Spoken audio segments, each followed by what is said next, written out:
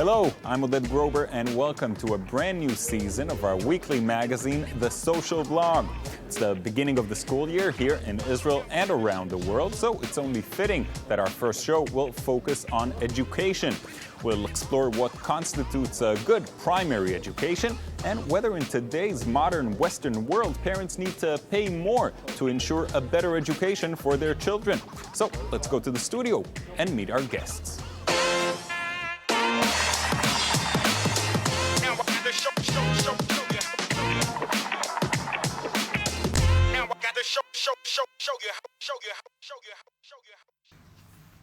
So we're joined today by two guests. Dr.Gil Pereg was the principal of Belich High School from 2004 to 2011, is currently the CEO of the Darka network of high schools.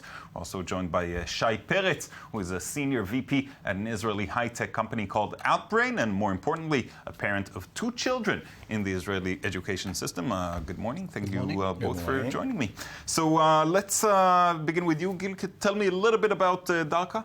Okay, so Darka High School Network was founded something like 4 years ago by two major foundations, the Rashi Foundation and Kol Israel Chaverim Alliance. Recently, it was joined by YRF, a group of American philanthropists. And the purpose of our network that was founded by these major foundations is really to support Israel's periphery in education. What we try to do is we take over existing schools and dysfunctioning communities, and what we try to do is really to bring additional resources, or even more important than that, know-how and managerial tools to these all right, schools. We'll hear more about it later in the show. Shai, tell me about you, about the choices you've made when you sent your kids to the Israeli public education system.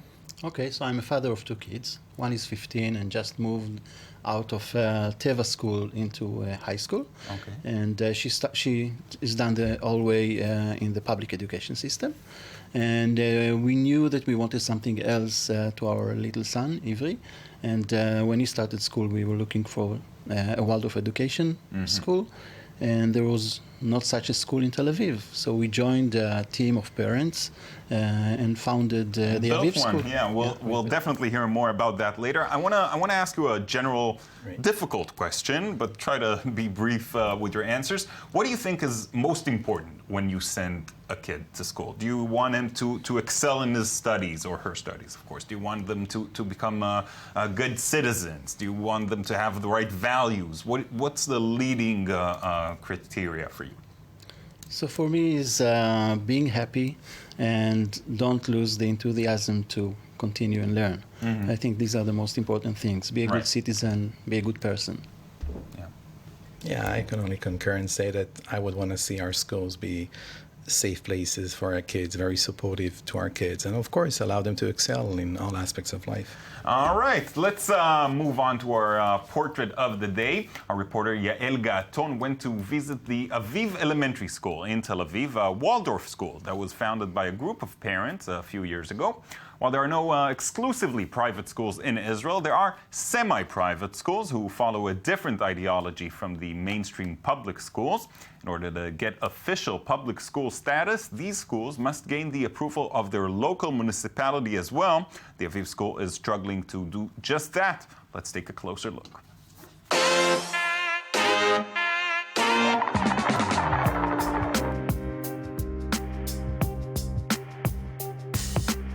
It seems like mission impossible, but within a few days, this construction site will open its doors as a new Waldorf elementary school.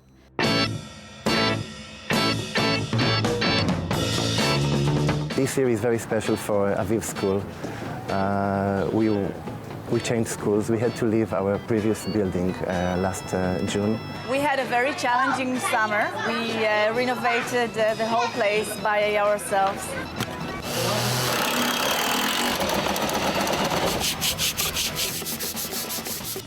A few years ago, a group of parents, frustrated with the public school system in Tel Aviv, came together to form an alternative school for their children, in line with the Waldorf philosophy of education.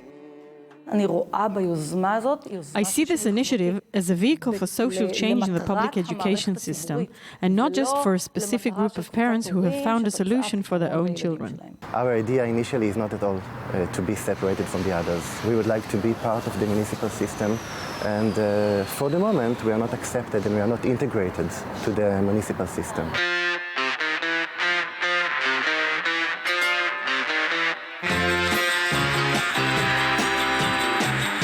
The first day is here, and they have remarkably made it. All what you see today, painting, design, colors, was done by the parents. Actually, my family is signed on 1.5 million shekels. This is only numbers that shows the real belief of us.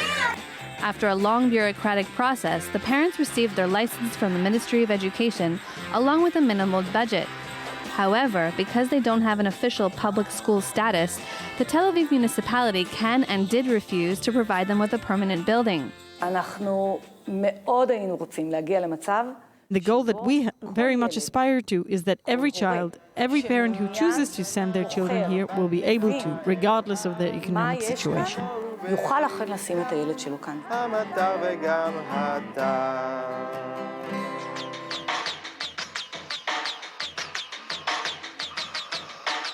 Helping the public system remain public and open for everyone with one major kind of education is more important in the situation Tel Aviv Yafo is today. And that group specifically, before opening the school, came to the municipality, and that's the answer they got from the mayor, which is we do not support private schooling. We don't have the money to do it or the resources to do it, and we have more important things. I think the educational system in Tel Aviv Yafo is a very good educational system.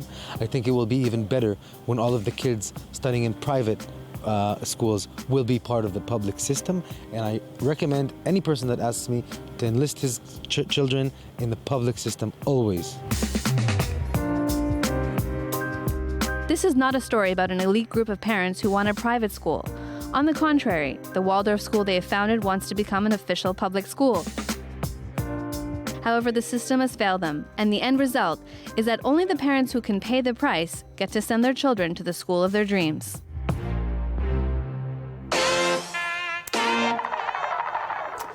Shai, let's begin with you. It's a huge undertaking putting this together, as we've seen, and it's time-wise, of course, money-wise. A lot of parents have signed the loans for the school. Why take this on? Because, unfortunately, this is the only way in order to build such a school. We believe that each parent should be able to choose the way that their children are being educated. And I think that building such a school was the only option for us, because in Tel Aviv, you don't have such a school. I see. Gil, we hear what Shai is saying, and we can definitely understand parents want the best for their children. Right. We've seen a rise in alternative education in Israel in the last few years. Why do you think that is, the public system not providing the goods? Well, I'm not really sure. I mean, I've been working, as you said earlier, in Blich High School, one of the best schools in Israel. This is a public school. Mm-hmm. The thing that makes this school so different is the fact that it works in a municipality that supports the school tremendously. And I think, and this is something that really should be, I think, on our mind, the real problem, I think, in Israel right now is the gap between what we see in strong communities and what we see in very low communities, especially in the periphery. Mm-hmm. Not many know that less than 50% of our kids are graduating from schools with matriculation certificates. Less than 50%. Wow. That basically means that you can actually predict the future of a child based on the question where he was born. I think this is something we as a society cannot tolerate anymore. Right. It's immoral, and it's also very dangerous. It is. The question arises: are these alternative schools pulling the system up with them? Are they giving them something to aspire to, or are they actually creating this divide where these kids get this kind of good education and good facilities and everything, and other kids are left behind? Well, I'm not against private initiatives as long as they follow equality principles. That means that all kids can enter such a school. Mm-hmm. And the problem is that many of these schools are really very segregated, and They do not allow participation for all parts of the population. So on the one hand, I do want to support, excellent ideas and creative ideas, which hopefully will become part of the public system. But I don't really see how we can encourage schools that are not open to all our kids. Right. Shai, let me play devil's advocate here, because if all this effort would have gone into the public school system, it may have helped everyone. Well, I have to say that we want to be part of the public school system. Right. And I think that as such, we'll get the funds in order to have our own building and everything, and then we can invest in other places. Also, I think that our school is definitely open for everyone as much as we can. We even put some of the funds aside in order to be able to support families that cannot bear the cost. Right.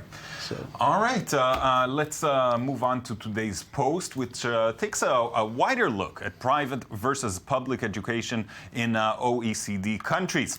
Let's watch.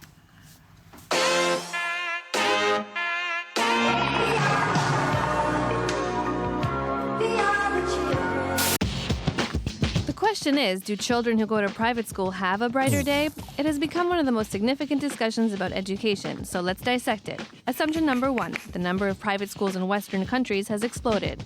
False. According to an OECD report, in the last 10 years, there has been no significant change in the numbers, and 90% of primary school pupils in those countries are still going to public schools. Assumption number 2, classes are full to the max in public schools, whereas private schools have small classes. Wrong again. On average, there is a difference of 1 pupil per class between public and private schools, both in primary and junior schools. Still, the size of classes does change depending on the country you live in. The OECD average is 21 pupils per class, 23 in France, more than 30 in Chile, and up to 40 in Israel. Assumption number 3, pupils in private school do better than pupils in public schools. This is true.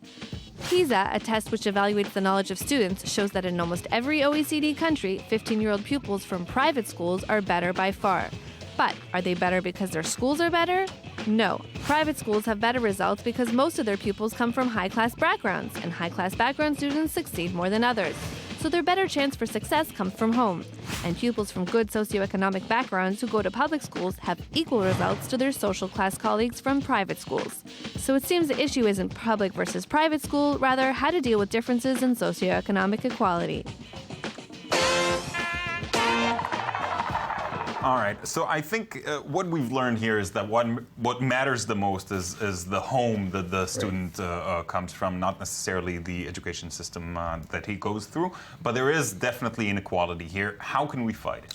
Well, I think the answer is quality of teachers. And all research that was published recently shows that what really most matter is the level of teaching that you can get in a school. And even to the question of number of students within a classroom. I wanted to get to that because that's a major issue in Israel currently. There are 40 children in a classroom, one of the highest numbers in the world. Shai, your kids, when they go to their school, how many kids in a class there? Well, my daughter goes to public high school and they have 40 students in the class. But up till now, up till last year when she was in a Teva school? It wasn't too far from that. It was somewhere between 30 and 40, depending on what year. And your younger child, the one that you actually love? Unfortunately, the class started with 8 students in the class. Now they are 16 and it's growing, which is good. But the new first grade that we have is 30 kids in the class, which is nice, yes. Yeah. And I totally agree, by the way, that it's more important what teacher you have and the quality of the teachers over the number of pupils in the class. Now, we've seen people protesting the issue of number of kids in classroom for years and years, yet the number keeps going up. How can we fight it? Well, to be honest, I've seen in Blich High School, as I said earlier, one of the best schools in Israel, excellent teachers teach 40 kids in a classroom and do an amazing job.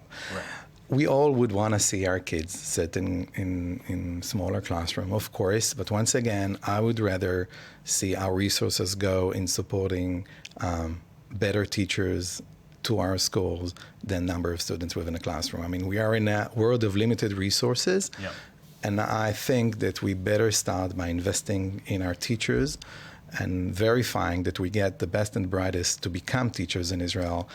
And then we can take care of number of students. Unfortunately, that's not the situation at the moment. Let's share some statistics with our viewer. There are some good news coming out of Israel as well. Israel does produce more scientific papers per capita than any other nation.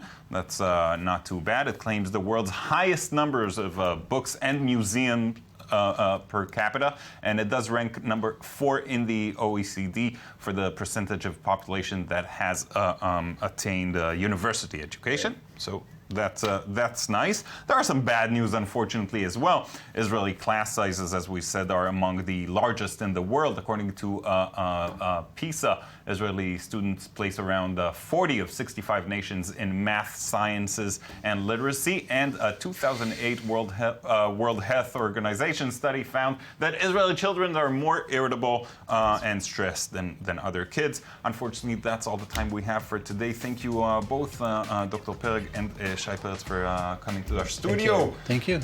Thank you at home for joining us as well. I hope you enjoyed watching our show. Please join us again next week for another edition of The Social Blog.